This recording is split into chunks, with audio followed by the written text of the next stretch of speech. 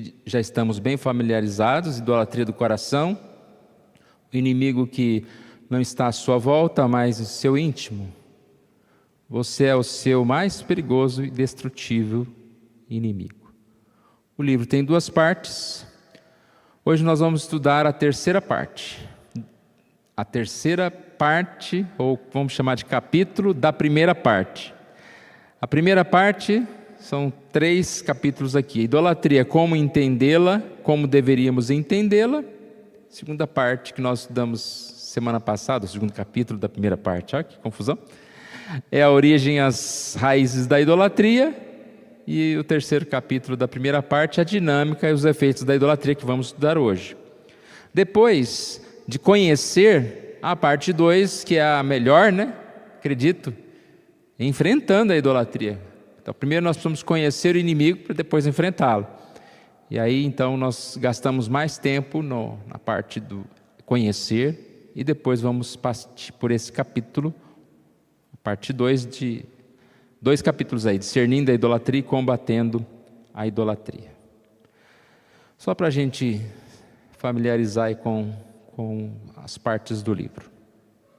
Então vamos lá, irmãos? Conhecendo a idolatria, a dinâmica e os efeitos da idolatria. Nós falamos na semana passada, mais uma vez, uma das definições que nós temos aqui, que idolatria é a substituição do Deus verdadeiro por um falso Deus. É o que acontece sempre que confiamos, desejamos, obedecemos a qualquer coisa do modo como deveríamos confiar, amar e obedecer ao Senhor. Na semana passada, falamos sobre a origem da idolatria, que é um pecado, digamos assim, antigo, lá da época de Adão e Eva, e vimos alguns exemplos da idolatria na história. E aqui a gente chega a essa conclusão, que de idolatria também, uma definição complementar, digamos assim, que idolatria é a tendência de tentar preencher o vazio causado pelo pecado e afastamento de Deus com o que não tem capacidade de fazê-lo. Adão e Eva estavam em perfeita comunhão com Deus, seu coração tinha o que precisava, mas ao trocar o Senhor pela sua própria vontade, pelo seu eu, eles fizeram um vazio muito grande no seu coração. E assim somos nós, temos um vazio muito grande no nosso coração, e como nós não temos essa habilidade, vamos dizer assim, ou a capacidade de preencher plenamente com o Senhor, muitas vezes nós buscamos aonde não podemos, aonde não irá preencher o nosso vazio. Terminamos a semana passada com o texto de Jeremias 2, 12 e 13. Espantai-vos disso, ó céus, e horrorizai-vos, ficai estupefados, diz o Senhor, porque 2 males cometeu o meu povo. A mim me deixaram o manancial de águas vivas e cavaram cisternas rotas. Cisternas rotas que não retêm as águas. A mim me deixaram e buscaram cisternas furadas, vazias. Pode pôr água que nunca vai reter essas águas. Então vamos lá. A dinâmica da idolatria. Aí sim que nossa folha. Um pecado complexo, tridimensional. Repare que a ideia do pastor Felipe é ampliar a nossa visão. Às vezes a gente fala, idolatria é quando você gosta de uma imagem, quando você gosta de uma coisa, mas ele vai, como que se partir essa definição, ampliando essa definição. Então a gente vai perceber, não se preocupe se você não conseguir guardar muito bem esses tópicos, isso aqui é mais alguma coisa para a gente tentar ampliar a nossa visão. O importante é você aprender e entender qual que é a sequência aqui, como que a dinâmica, o termo aqui é a dinâmica da idolatria. Então ele fala ídolo maior, ídolo intermediário ídolos menores ou funcionais. Primeiro ele diz que é um pecado complexo, tridimensional, e aí começamos aqui. Primeiro ele diz, o ídolo maior. Quem é o ídolo maior? A idolatria é sempre idolatria de si mesmo. O nosso eu é sempre o nosso ídolo maior. Então repare, eu coloquei o eu no lugar de Deus. Devemos adorar a Deus, devemos glorificar a Deus, devemos viver para Deus. O que nós fazemos? Deixamos de viver plenamente para Deus, de viver para adorar a Deus, de viver para servir a Deus, e começo a servir o meu eu. Então, a base é o eu. E nesse caso, ele quer dizer aqui que o ídolo maior é idêntico para todos. Não há uma diferença. Todos têm esse ídolo que é o eu. Né? Ele explica dizendo o seguinte: fomos criados para adorar a Deus, mas quando rejeitamos, é outra pessoa que passamos a adorar, a nós mesmos. E aí,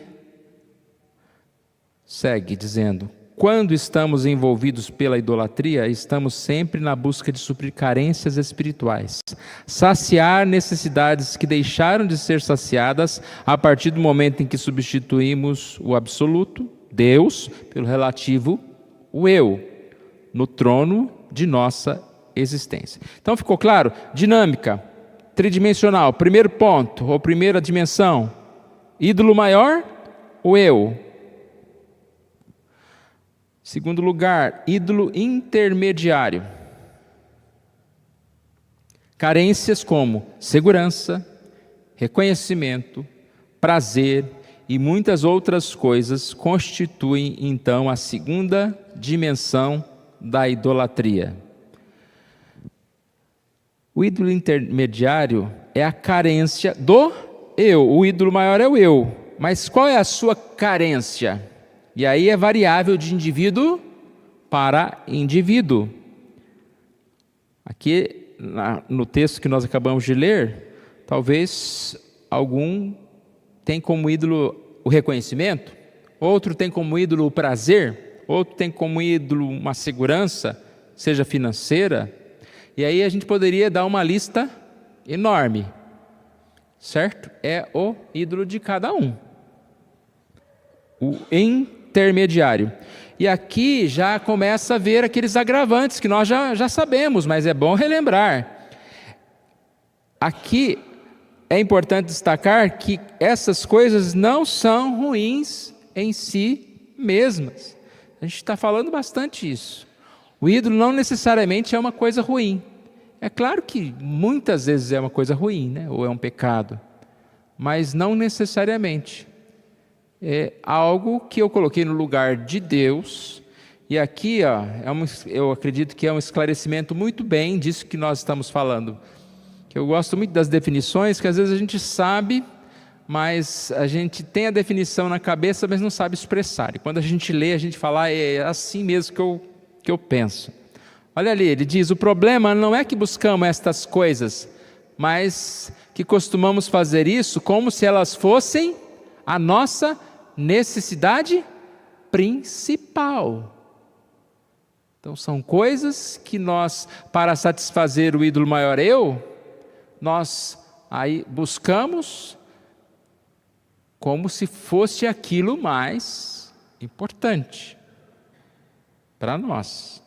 E uma outra definição aqui que vai dizer assim, fechar essa ideia, que é sobre essa questão, né, da idolatria ser sutil e mexer com coisas positivas também, não só negativos, ou seja, não coisas apenas ruins, mas alimenta-se desejos legítimos, é aqui. Ela não se define apenas por o que desejamos, mas também pelo como. A maneira, a ocasião, a intensidade com a qual desejamos algo. Então não é o quê? Eu gosto, eu amo futebol, mas com que intensidade? Que ocasião? Todos os domingos, né, na hora do culto? Como eu desejo isso? Qual a intensidade do meu desejo? E aí, a gente sempre fala, né? Cada um precisa analisar a si mesmo. O que está te fazendo afastar do seu ídolo, que seria Deus, que é Deus, né? Adoramos a Deus. O Deus é o nosso Deus que deve ser adorado, colocando no lugar dele um ídolo, algo que nós desejamos. Correto? Ídolo maior, ídolo intermediário. Terceira parte, ídolos menores. Qualquer coisa que pareça capaz de suprir a carência do eu, ou seja, ídolos menores são os ídolos funcionais, envolve a deificação de coisas que supostamente poderiam suprir a carência do eu Deus, né? Deificado. Ou seja, o que ele quer dizer? Por exemplo, o ídolo sou eu. Esse ídolo meu, no caso aqui, pode ser uma necessidade, uma carência de prazer. O ídolo menor é como eu vou suprir essa carência de prazer? Através de uma pessoa, de um relacionamento. Ele fala aqui, né? Nesse sentido. Aqui, nesse segundo slide aqui, dá para entender melhor. Alguém, por exemplo, que está envolvido no processo da idolatria, servindo ao eu na busca de aceitação. O ídolo da pessoa é busca de aceitação. Correto? Existe esse ídolo? E como não? Se não for me aceito, se não for reconhecido, se não me cumprimentou, se não me elogiou, o ídolo da aceitação.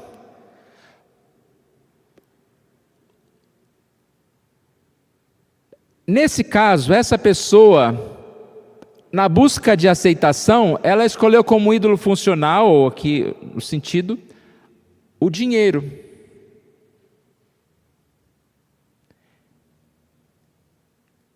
E, com o dinheiro, ela utiliza para a forma de se vestir.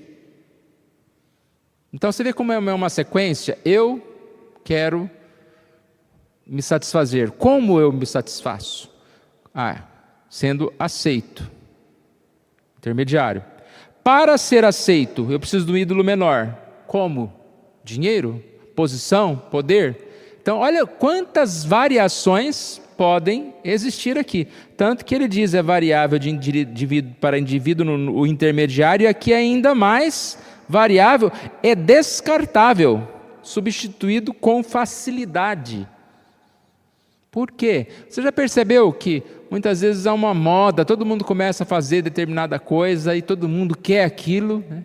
Eu preciso, depois some, ninguém mais quer, parece que aparece outra coisa, né? Seja um esporte, seja alguma coisa que a pessoa deseja fazer. Por que o ídolo vai mudando? Por que ele é variável? Porque a pessoa busca alcançar, depois que alcança, vê que não tem tanto valor assim. Aí eu vou procurar outra coisa. Achei interessante uma ilustração que a Raquel Novaes contou na live dela de segunda-feira. Eu estava assistindo um pedaço lá. Ela contou a respeito de uma corrida. Eu acho que todo mundo já viu alguma vez, pelo menos na televisão, uma corrida de cachorro, que tem um negócio assim, uma haste que vai correndo, que parece que tem um coelho amarrado na haste. A haste vai correndo e ela corre muito, parece que é mais de 80 por hora, para que os cachorros não peguem. Ou seja, é um chamarisco para fazer os cachorros correr. A intenção deles é soltar os cachorros, soltar os cachorros é ótimo, e eles apostarem em corrida. Mas se eles não tiverem um alvo para ir atrás, não sei se eles correriam.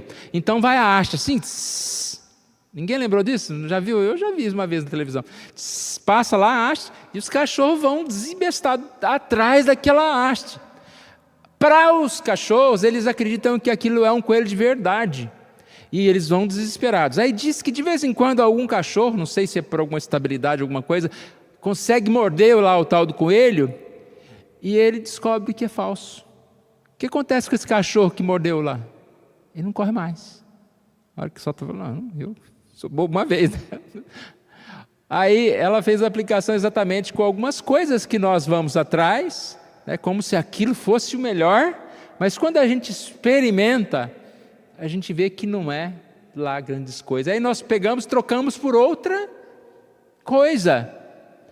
Pior que quando ela falou isso, eu falei, nossa, pior que a gente é tão idólatra e bobo, não sei se tem outra palavra para usar, não ser bobo, que às vezes a gente morde, vê que é falso e continua mordendo. Não é? Continua lá, não, faz conta que é bom. A gente vê vícios que são assim, né? A pessoa chegou num ponto e viu que aquilo só está prejudicando, fazendo mal, mas continua lá, correndo atrás. Que coisa. Então, esses são os 3 tópicos aqui. A dinâmica e os efeitos da idolatria é um pecado complexo. Quem que é o ídolo? O eu. Mas eu preciso do quê? De um ídolo intermediário. No caso, alguma coisa, alguma carência. Cada um tem a sua carência, e por isso é variável de indivíduo para indivíduo.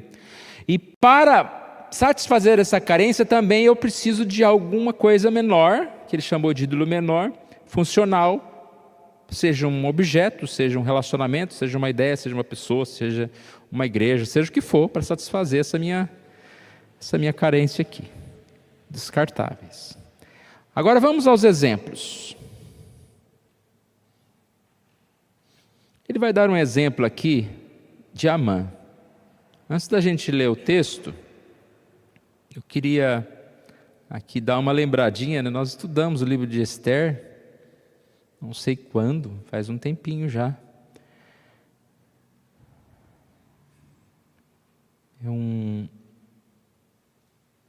É um livro que exemplifica muito bem esse pecado da idolatria. Vamos lembrá-la. Amã, amigo do rei, honrado, tem um cargo muito importante, correto? E aí ele passa lá pelo Mordecai, e o Mordecai não dá muita bola para ele, não reconheceu, todo mundo reconhece, todo mundo se curva, e o Mordecai não. E o que ele faz?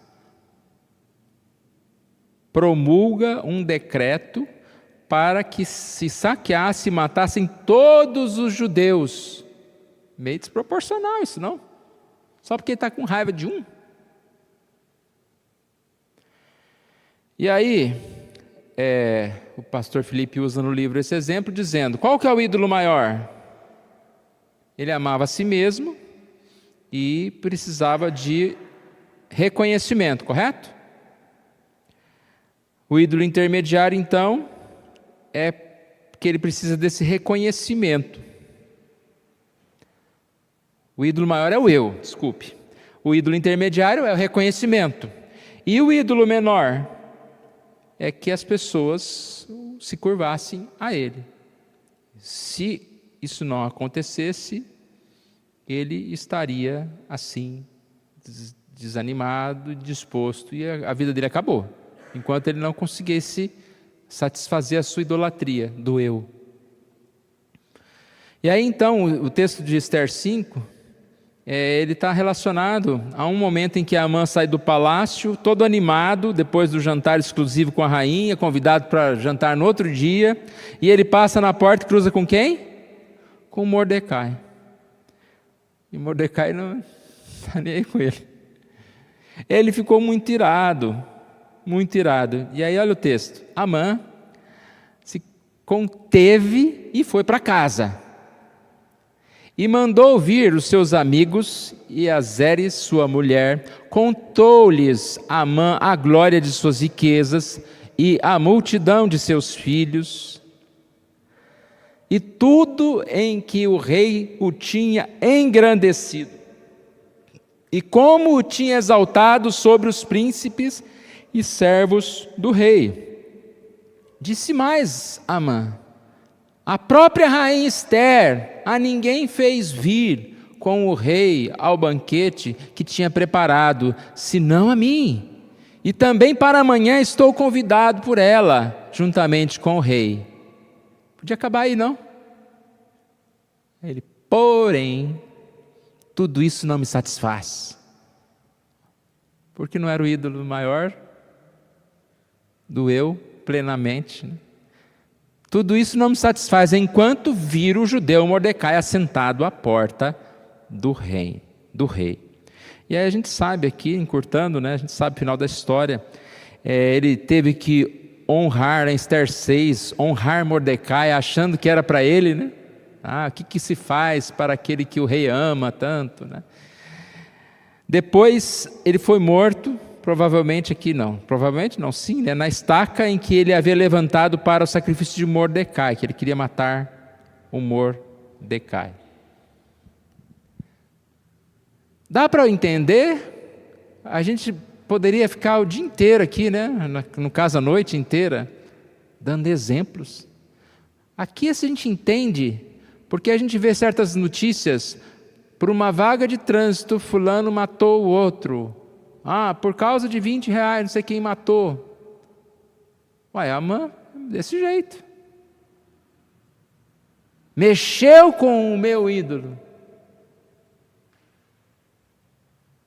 Você acabou com o eu. Acabou com o eu tenho que ter uma reação. Veja se um homem desse precisa estar preocupado com o Amã sentadinho lá na porta. Deixa o homem lá. Família abençoada, riquezas, o rei, a autoridade, convites. Porém, tudo isso não me satisfaz. Você já ouviu alguém assim? Pode apontar para você. Quantas vezes a gente tem tanta coisa, tudo isso não me satisfaz, enquanto, e aí você que tem que falar, enquanto isso não acontecer, enquanto... Ele dá um exemplo pessoal, vamos tentar resumir o exemplo dele. Ele disse uma vez que ele estava fazendo uma reforma lá no apartamento, uma pequena reforma, e comprou uma cortina, e fez sem avisar a esposa. A esposa chegou e olhou lá para a cortina e falou: você trocou a cortina? Troquei. Gostou? Aí ela olhou assim e disse: não tinha outra cor? Acabou com ele. O homem que ficou 2 dias sem falar com ela, bravo. Na cabeça do homem poxa, essa mulher não reconhece, tudo mau trabalho aqui, estou gastando dinheiro, ela vem com história de outra cor. Aí o que ele faz a aplicação? Ídolo maior, eu, pastor Felipe. Ídolo intermediário, o reconhecimento. Ele queria o reconhecimento da esposa, que ela chegasse: poxa, mas como você é um esposo magnífico, hein? Eu fora, você pensando em mim, trocou até a cortina, olha como você é muito bonzinho. Qual que é o ídolo menor? É exatamente essa carência dele que não foi suprida, né, pela atenção. Ídolo maior, eu. Ídolo intermediário, a carência dele, né, de aceitação. O ídolo menor, trocar a cortina para receber a aceitação. Irmãos, como isso é comum. Ele deu um outro exemplo numa das pregações que eu ouvi, de uma mãe reclamando do filho que não tirou boa nota. Aí ela briga com o filho: como você tirou essa nota ruim? O que eu vou dizer lá para as minhas amigas? Olha o problema aí. Ídolo maior, eu, mãe, querendo que o meu filho seja um bom aluno, para que eu seja reconhecida pelas pessoas como uma boa mãe.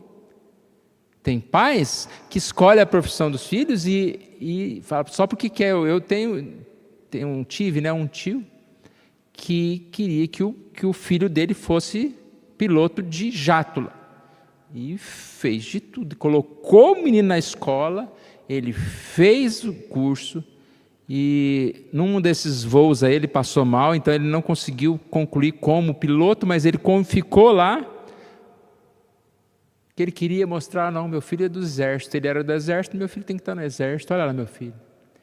A primeira coisa que esse menino fez quando terminou esses cursos todos foi prestar um concurso trabalhando numa outra coisa que não tinha nada a ver com aquilo.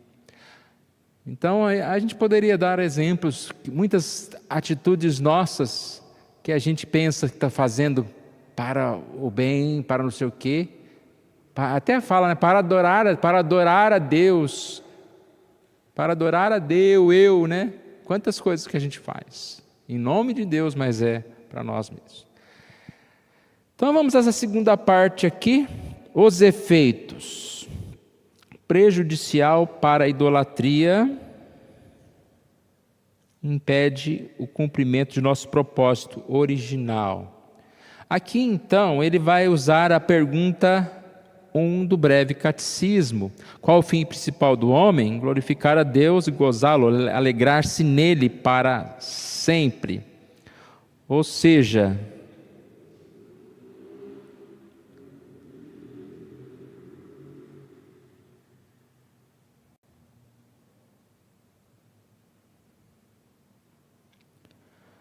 tem um slide antes aqui. O efeito mais básico da idolatria é que ela impede o cumprimento de nosso propósito original. É como se fosse um fechamento dessa parte toda, né? O nosso propósito original é adorar a Deus, e o efeito da idolatria é que a gente deixa de cumprir esse propósito original, querendo adorar a nós mesmos.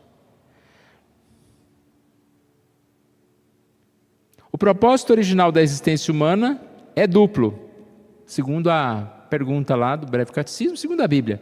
Refletir a glória de Deus e experimentar plena satisfação nele. A explicação que o Felipe dá da glória, né?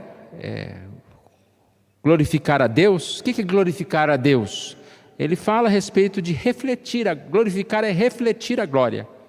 Por exemplo, glorificar a Deus. O que é Deus? Deus é glorioso, Deus é perfeito, Deus é amor, Deus é tudo, né? Eu sou criado à imagem e semelhança de Deus. Para que eu glorifique o nome de Deus, eu preciso refletir a glória dele. Eu preciso dar um bom testemunho, podemos usar essa palavra. Eu preciso demonstrar que eu sou filho de Deus. Então, nosso propósito é refletir essa glória de Deus, é glorificar a Deus e ter prazer em Deus, ou seja, nós podemos experimentar satisfação e alegria em Deus. Essa satisfação e alegria que tentamos preencher com a idolatria do eu posso perfeitamente tê-la adorando a Deus. E a idolatria vai me impedir de tanto adorar a Deus como de ser plenamente feliz. Nós seremos então, digamos assim, né, incompletos, infelizes.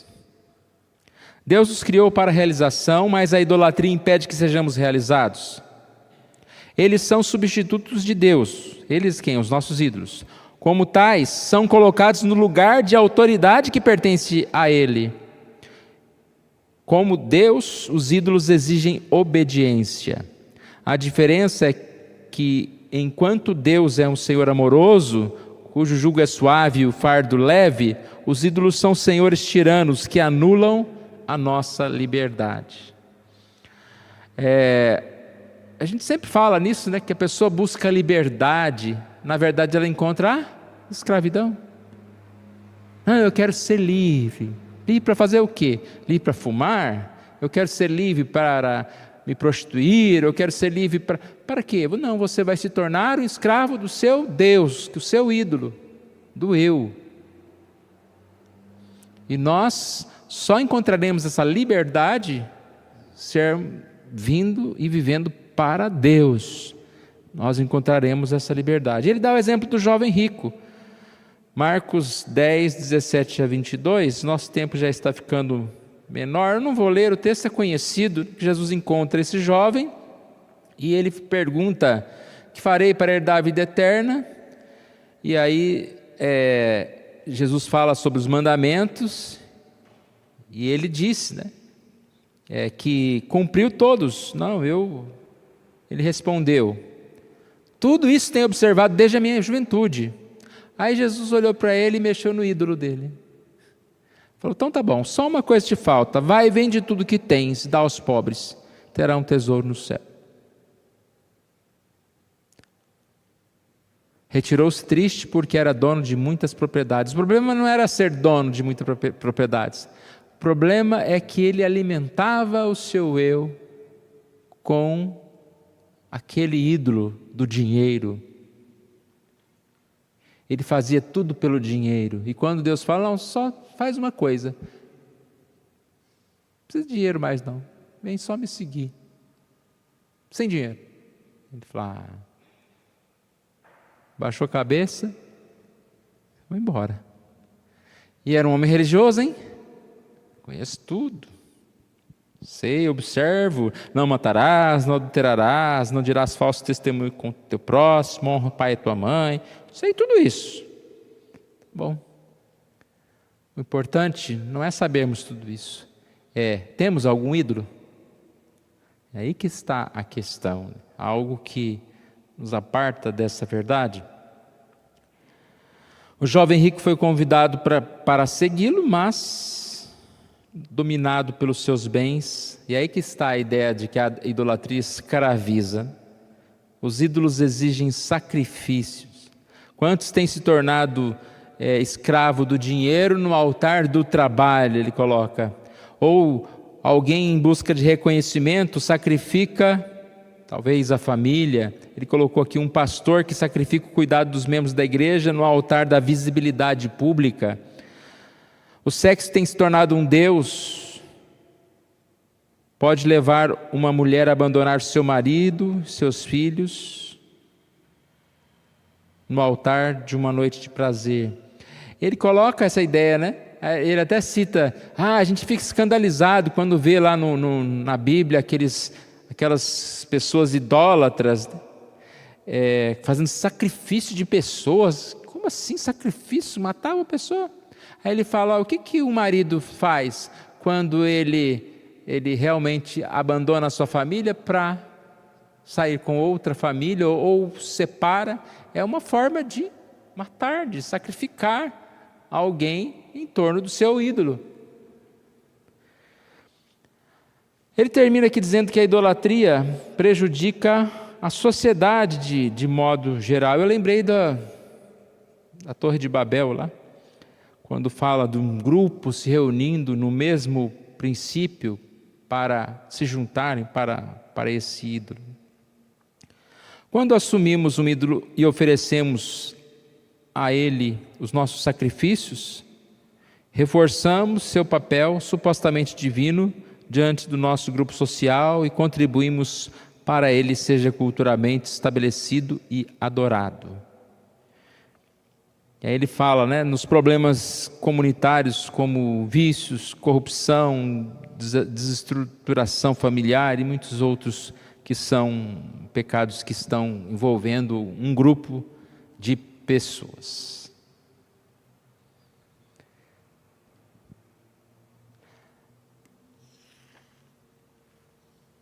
Terminamos aqui. Base da idolatria: desejo. Exigência: a intensidade do desejo. Julgamento: os que não suprem o desejo se tornam culpados. Punição: castigo, aplicação. Ídolos exigem sacrifícios. Idolatria prejudicial exige sacrifício. Pecado coletivo, sociedade. Falamos tudo aqui. Eu quero concluir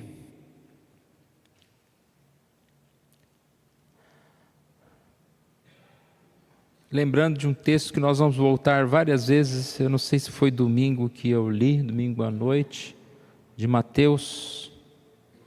Foi domingo na escola dominical, parece. Vamos ver se eu demoro menos agora para abrir do que domingo. Ninguém pode servir a dois senhores. Mateus capítulo 6, né? Isso. Eu acredito que esse texto aqui ele pode virar assim quase que um resumo do que é a idolatria. Que ele começa aqui, ó, sobre os tesouros: não acumuleis para vós tesouros sobre a terra, mas ajuntai para vós tesouros no céu. Não vou me demorar, mas gostaria que a gente lesse esse texto na sequência, até o 34, na nossa casa. Onde está o teu tesouro, aí também estará o teu coração. Qual é o meu ídolo? Ajuntar tesouro é a busca da idolatria. Sobre a terra, qualquer coisa, não é só dinheiro. O meu tesouro está na terra ou está nos céus? E aí ele fala: seus olhos, remetendo ao coração, olhos bons, olhos que buscam a Deus, olhos maus, olhos que buscam o pecado, as trevas. O 24, que é assim, é como se a gente começasse a pensar: tá bom, vou buscar Deus, mas eu não consigo direito, então eu pego o meu ídolo durante a semana, Deus no domingo. Aí ele diz: ninguém podeis servir dois senhores, escolhe um. Ou você vai deixar um para pegar o outro, ou você deixa o outro para pegar um. E aí fala sobre a ansiedade. Por que a ansiedade está aqui? Porque você, na busca pelo seu ídolo, você vai andar ansioso pelo que comer, pelo que beber, pelo que vestir, que está incluindo praticamente qualquer ídolo que nós temos. E ele dá os exemplos aqui, todos que a gente conhece: observar as aves, os animais, as plantas. E termina com o 34, que diz: não vos inquieteis com o dia de amanhã, basta se eu digo o próprio mal. Mas na verdade o que eu queria ler era o 33.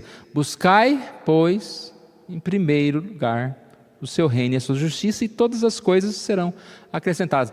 Não é uma passagem que vai englobando tudo o que a gente está falando aqui? É um contexto, é Jesus falando, o Sermão do Monte, muito bonito, muito bom. 1 Coríntios 10, 31, portanto, quer comais, quer bebais ou façais qualquer outra coisa, fazei tudo para a glória de Deus. 1 Coríntios 10 começa com fugir da idolatria. E aqui no 31 ele fala: tudo que fizerdes seja feito para a glória de Deus, não para o eu. Irmãos, é um exercício muito difícil, mas é um exercício que nós precisamos fazer. Precisamos buscar ao Senhor. Precisamos nos lidar com essa realidade aqui. Muito sério, não? Muito sério. Que Deus assim nos abençoe. Vamos cantar?